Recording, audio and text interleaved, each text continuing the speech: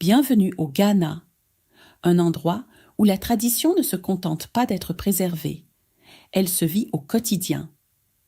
Des femmes qui transportent naquant des marchandises avec grâce, comme des artistes dans les rues, aux prénoms choisis selon le jour de naissance.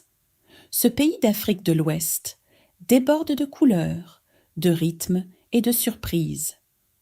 Rejoignez pour commencer ce voyage inoubliable. Premier, le Ghana, un phare d'espoir et de liberté, en Afrique. Le Ghana n'est pas simplement un autre pays sur la carte. C'est un symbole, une lumière, un rappel que la liberté mérite d'être défendue. Situé sur le golfe de Guinée, au bord de l'océan Atlantique, le Ghana est le seul pays au monde où le méridien de Greenwich et l'équateur se croisent, un carrefour géographique qui reflète aussi son rôle de point de rencontre culturel et historique. Et ça, c'est déjà impressionnant. Mais la véritable richesse du Ghana ne réside pas dans ses coordonnées. Ici, le soleil baigne la terre d'une chaleur dorée, alternant entre deux saisons bien distinctes. Les pluies abondantes qui nourrissent forêts et terres agricoles, et les vents secs de l'Harmattan, une brise murmurante qui transporte des histoires du Sahara dans un voile de poussière dorée. Avec une population de plus de 33 millions d'habitants, majoritairement jeunes, dynamiques et pleins de rêves, le Ghana vibre de vie. Plus d'une centaine de groupes ethniques coexistent en paix, unis par une identité nationale commune et la langue anglaise, héritage de la colonisation, aujourd'hui revendiquée avec fierté. Regardez le drapeau, audacieux et porteur de sens. Le rouge, pour le sang versé par ceux qui se sont battus pour l'indépendance. L'or, pour les ressources abondantes du pays. Le vert, pour ses forêts et ses plaines fertiles. Et au centre, une étoile noire, fière et inébranlable, symbole d'unité, de leadership et d'espoir panafricain. En 1957, le Ghana est devenu la première nation d'Afrique subsaharienne à obtenir son indépendance, déclenchant une vague de libération à travers le continent. Cet esprit de courage brille encore aujourd'hui, dans sa musique, son art, son peuple et sa vision de l'avenir.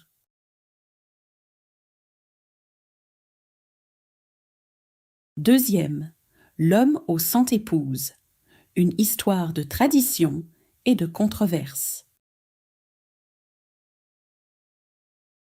Au nord du Ghana, la tradition reste profondément ancrée, et peu d'histoires l'illustrent aussi puissamment que celle de Kai Adi, un homme qui a porté la polygamie à un niveau à la fois fascinant et controversé. Pas une ou deux épouses, même pas 20, mais plus de 100. Pour les étrangers, cela peut sembler un conte de fées, voire une légende. Mais pour sa communauté, Adi incarne les valeurs ancestrales. Dans son domaine, chaque épouse joue un rôle essentiel, cultivant les terres, préparant les repas, élevant les enfants, perpétuant les coutumes. Ce n'est pas le chaos, mais une harmonie orchestrée de la vie quotidienne, fondée sur l'ordre, la spiritualité et le respect. Quand on lui demande comment il maintient l'harmonie dans un foyer aussi vaste, Adi sourit. « Les dieux m'ont confié cette mission, dit-il, et la force d'aimer chacune d'elles. Pour certains, il est une icône culturelle. Pour d'autres, un sujet de débat, surtout dans un Ghana en pleine modernisation, partagé entre tradition et changement. Son histoire soulève des questions profondes. Qu'est-ce que l'amour? Que signifie une famille? La tradition peut-elle survivre dans un monde globalisé? Qu'on admire ou qu'on remette en question ses choix, une chose est sûre. Kai Adi nous pousse à repenser tout ce que nous croyons savoir sur les relations, l'identité et l'héritage.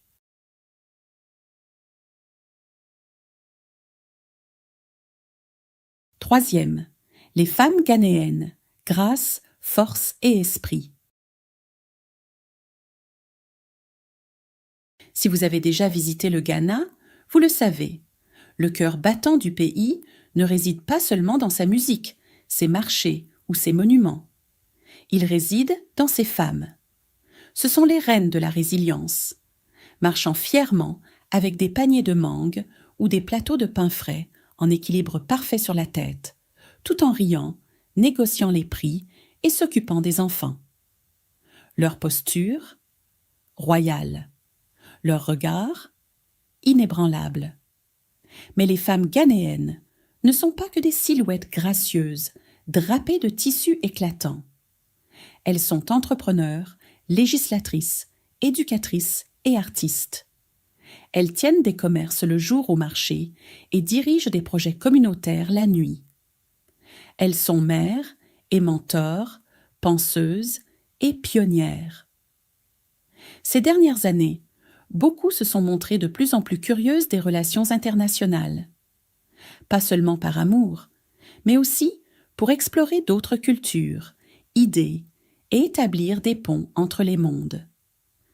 Cette ouverture témoigne d'un trait plus profond, leur soif de connaissance, de connexion et de croissance. Ce qui les rend inoubliables, ce n'est pas seulement leur beauté ou leur style, c'est leur esprit. Leur capacité à rayonner à la fois de chaleur et de force, leur optimisme inébranlable, leur façon de transformer les défis en opportunités et les épreuves en espoir. Au Ghana, les femmes ne se contentent pas de soutenir l'avenir, elles le façonnent.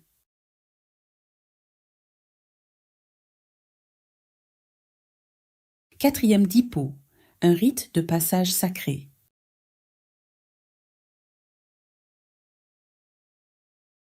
Dans les collines verdoyantes de la région de l'Est du Ghana, où le vent porte les murmures des voix anciennes, une transformation profonde a lieu chaque année chez le peuple Krobo.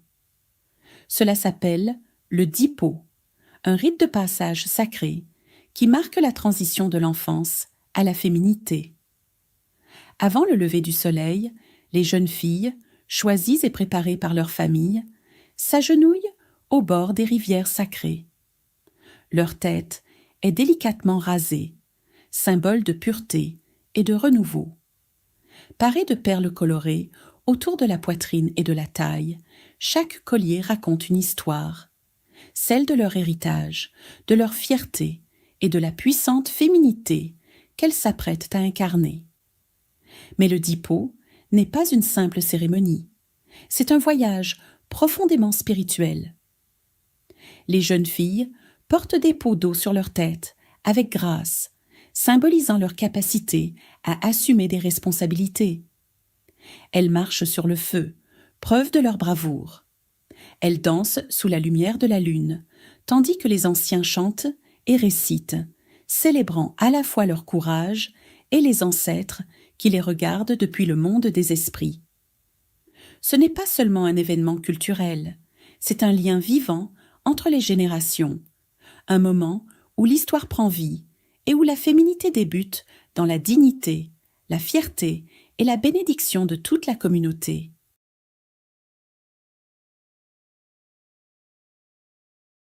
Cinquième, or, gloire et inégalité. Le Ghana brille de promesses, et ce n'est pas sans raison. Premier producteur d'or d'Afrique, le pays extrait chaque année des millions d'onces de ce métal précieux. Du commerce historique, de l'or de l'Empire, Ashanti, aux exportations modernes, le Ghana est depuis longtemps surnommé la terre de l'or. Mais voici le paradoxe. Sous l'éclat, l'ombre persiste. Malgré cette richesse dorée, près d'un Ghanéen sur 4 vit encore sous le seuil de pauvreté. Dans les régions du Nord, comme Savannah et Upper East, où les bénéfices des mines n'arrivent presque jamais, la situation est encore plus critique.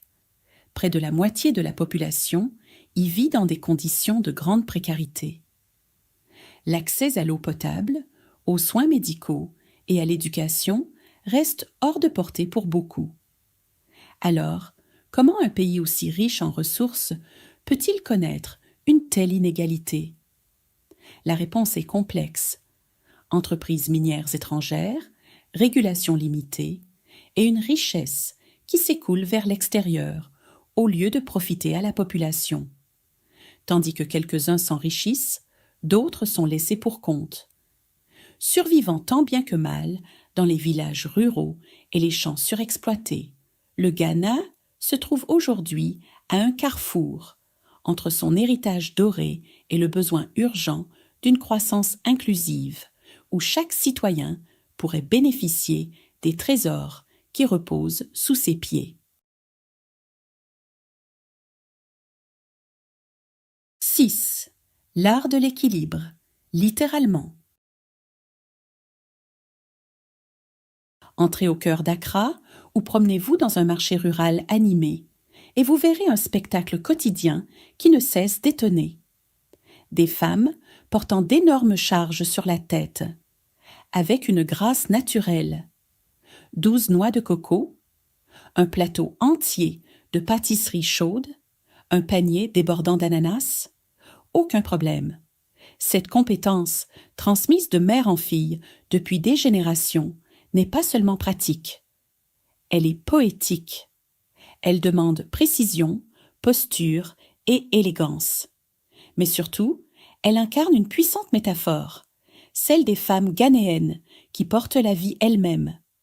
Elles équilibrent famille et entreprise, tradition et ambition, épreuve et espoir, le tout avec une dignité inébranlable.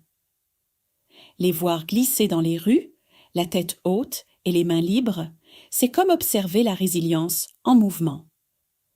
Au Ghana, l'équilibre n'est pas qu'une capacité, c'est un art. Et ces femmes, ce sont les maîtres incontestés. 7. Une nation qui danse, peint et chante son âme. Pour comprendre le Ghana, il faut le ressentir, dans ses os, dans son cœur, dans le rythme qui palpite à chaque recoin du pays. C'est une terre où la culture s'exprime à haute voix, où la musique n'est pas un simple bruit de fond, c'est le battement de cœur de la vie quotidienne. Du swing doux du high life à l'énergie jeune du hip-life et de l'afrobeats, en passant par la puissance spirituelle du gospel et l'esprit rebelle du reggae, le son du Ghana est électrique. Lorsque les tambours commencent, les pieds bougent, les corps ondulent et les histoires prennent vie. La danse ici, ce n'est pas juste du divertissement, c'est un récit en mouvement, un langage à part entière. Les costumes colorés tourbillonnent, les perles tintent, et des communautés entières s'animent. Et puis, il y a la nourriture. Ah, la nourriture. Épicée, riche, inoubliable. Chaque plat raconte une histoire. Le wakié, enveloppé dans des feuilles, le red qui mijote dans l'huile de palme, le fufu, pilé à la main, et bien sûr, l'éternel débat sur qui prépare le meilleur jollof rice. Les festivals ghanéens, comme Omowo, le Fetbi, festival de la faim, devenu un festin d'abondance, ou la Kwasidae, où tradition royale et hommage spirituel se rencontrent, mêlent musique, mythe et mémoire dans des expériences inoubliables. Au Ghana, l'art ne se visite pas dans une galerie, c'est la vie elle-même. Oui, le royaume du cacao. Sous les arbres géants de la ceinture forestière du Ghana se cache un trésor national, le cacao. Deuxième producteur mondial, le Ghana fournit une grande partie du chocolat qui adoucit les vies en Europe, en Asie et dans les Amériques. Mais au Ghana, le cacao n'est pas qu'un produit, c'est un mode de vie. Plus de 800 000 petits exploitants agricoles en dépendent pour survivre. Pour beaucoup, la journée commence avant le lever du soleil, entre soins aux arbres, vérification des cabosses et séchage des fèves sous le soleil. C'est un travail dur, honnête, et la fierté est profonde.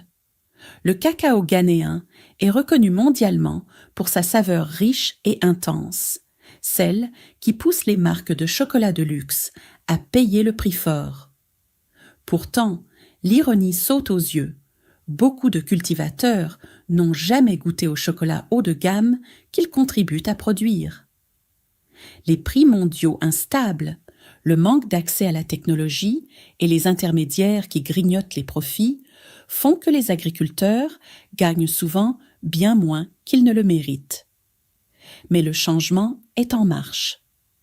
Le Ghana encourage la transformation locale et la production de chocolat sur place, gardant ainsi plus de valeur dans ses frontières et ouvrant la voie à un avenir plus sucré. Du grain à la tablette, le cacao du Ghana raconte une histoire de lutte, de persévérance et du rêve de transformer un potentiel brut en prospérité durable. 9e.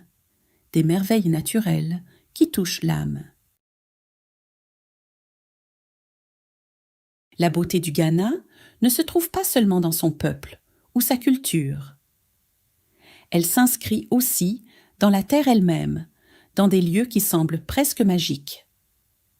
Prenez le lac Volta, par exemple. Une mer intérieure étincelante qui s'étend à perte de vue.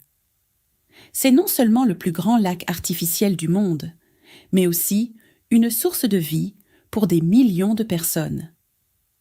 Les pêcheurs se lèvent avant l'aube pour jeter leurs filets. Les agriculteurs dépendent de ses eaux. Et les bateaux glissent à sa surface calme, comme des fils cousant les villages entre eux. Mais derrière son immensité se cache une histoire plus profonde. Des communautés entières ont été englouties lors de sa création dans les années 1960. Le lac est donc bien plus qu'un exploit d'ingénierie, c'est un monument au sacrifice, à la résilience et à l'ambition humaine. Et puis, il y a les chutes de Kintampo, un joyau caché au cœur du Ghana. Là, des eaux claires dévalent des rochers couverts de mousse à travers une forêt dense, créant un lieu à la fois sacré et irréel. Pour les habitants, ces chutes ne sont pas simplement un site touristique. Ce sont des sanctuaires spirituels où l'on vient prier, méditer et ressentir un lien avec la nature et les ancêtres. On ne visite pas simplement Kintampo, on le ressent. 10e Nouvel An en larmes, une célébration unique. Dans de nombreuses régions du monde, le réveillon du Nouvel An rime avec feux d'artifice, champagne et fêtes nocturnes. Mais au Ghana, certaines communautés ont une tradition aussi émotive qu'inoubliable. Un Nouvel An qui naît dans les larmes. Alors que les dernières heures de l'année s'évanouissent, les familles se rassemblent dans de petites huttes tressées de feuilles de palmier. Si l'année a apporté douleur ou épreuve, elles ne retiennent rien. Elles pleurent à haute voix, laissant couler librement leur chagrin et leur tristesse. Ce n'est pas une faiblesse, mais un puissant rituel de purification émotionnelle. On croit que les larmes versées à minuit chassent la malchance et font place à la joie et à l'abondance pour l'année à venir. Dans des villes côtières, comme Osu et certaines parties d'Accra, une autre coutume singulière a lieu. Aucun bruit de musique le 1er janvier. Ce silence n'est pas fortuit. C'est un signe de respect envers Mamiwata, la puissante déesse de la mer. Les habitants croient que, ce jour-là, l'océan se repose, et par respect, les gens baissent la voix, remplaçant le tumulte par la réflexion silencieuse. C'est un moment de calme, rare et profond, dans un monde qui ne s'arrête jamais. 11. Accra, une ville moderne aux prix occidentaux. Accra, la capitale animée du Ghana, déborde de vie, un kaléidoscope de culture, d'énergie et d'ambition moderne. Les gratte-ciels côtoient les marchands de rue. La musique afrobeat résonne des cafés, tandis que galeries d'art et incubateurs technologiques redéfinissent l'identité de la ville. C'est un lieu où la tradition rencontre le futur. Mais malgré tout son charme, Accra n'est pas bon marché. Envie de louer un appartement, une chambre au centre-ville? Prévoyez environ 900 $ par mois. Un prix plus courant à Paris ou Madrid qu'en Afrique de l'Ouest. Un dîner pour deux dans un restaurant branché. Environ 50 $. Si les produits de base, comme le lait ou le pain, restent abordables, le coût de la vie urbaine s'accumule rapidement, surtout pour les habitants aux revenus modestes. Pour beaucoup, la solution se trouve dans le modeste trotro, des minibus partagés qui traversent les rues en labyrinthe de la ville, offrant une bouée de sauvetage, bon marché et parfois chaotique, aux navetteurs. Ils sont bondés, imprévisibles, parfois tenus ensemble par la chance, mais ils fonctionnent. Accra attire par sa promesse de progrès et d'opportunités, même si elle lutte contre la pénurie de logements, les embouteillages et le chômage. C'est une ville en mouvement, complexe, charismatique et en constante évolution. 12. La saveur du Ghana. Chaque plat raconte une histoire. Au Ghana, la nourriture est bien plus qu'une source de subsistance. C'est une narration, une célébration, un lien qui traverse les générations et les tables. Chaque plat porte une histoire. Chaque bouchée, une mémoire. Prenez le banku avec du tilapia grillé. Une pâte de maïs fermentée, à la fois acidulée et onctueuse, servie avec du poisson noirci et parfaitement épicé. Ce n'est pas juste un repas, c'est une expérience. Ou goûter au red, un ragoût riche et épicé de haricots mijotés dans de l'huile de palme, accompagné de bananes plantains frites et sucrées. Un plat réconfortant, plein d'âme. Il y a aussi le fufu, pilé jusqu'à devenir aussi doux que de la soie, servi avec une soupe légère, un ragoût d'arachide ou un bouillon de noix de palme. Chaque région a sa variante, chaque famille son secret. Et bien sûr, aucun voyage culinaire au Ghana n'est complet sans goûter à la fierté épicée du pays. Le riz jollof, aromatique, à base de tomates, est sujet de débats passionnés à travers toute l'Afrique de l'Ouest. Les Ghanéens le disent fièrement. Leur version est la meilleure. Qu'il s'agisse de nourriture de rue, achetée dans le chaos d'un marché matinal ou d'un festin mijoté, partagé sous les étoiles, la cuisine ghanéenne est une histoire de goût, d'identité et de fierté culturelle profonde. Si cette immersion au cœur du Ghana, terre d'or, de rythmes et d'histoires infinies, vous a plu, montrez-nous votre soutien. Cliquez sur j'aime, abonnez-vous à la chaîne et activez la cloche pour ne rien manquer de la suite. Car ceci n'est pas qu'une simple vidéo. C'est un voyage au cœur de l'un des endroits les plus fascinants de la planète.